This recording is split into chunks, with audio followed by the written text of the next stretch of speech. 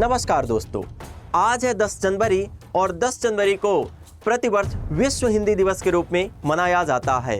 तो आप सभी को विश्व हिंदी दिवस की ढेर सारी शुभकामनाएं।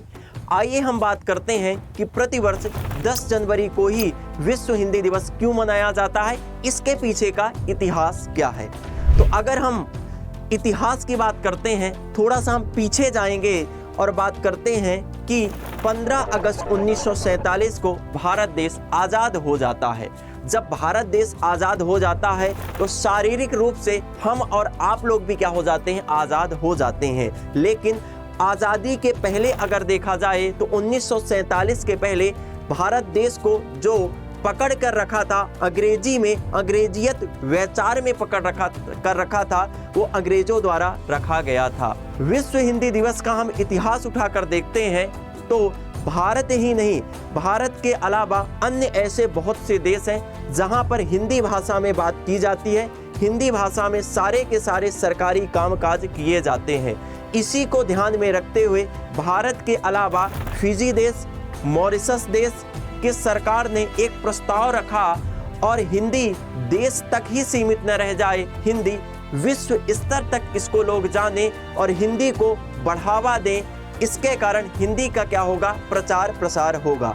तो हिंदी को विश्व स्तर तक बढ़ावा देने के लिए इसका मुख्य उद्देश्य रखा गया था कि हम हिंदी का प्रचार प्रसार कैसे करेंगे, हिंदी को लोग विश्व स्तर तक कैसे जानेंगे। तो पहले विश्व हिंदी सम्मेलन का जो आयोजन है 10 से 14 जनवरी 1975 भारत देश के नागपुर शहर में आयोजित किया गया था।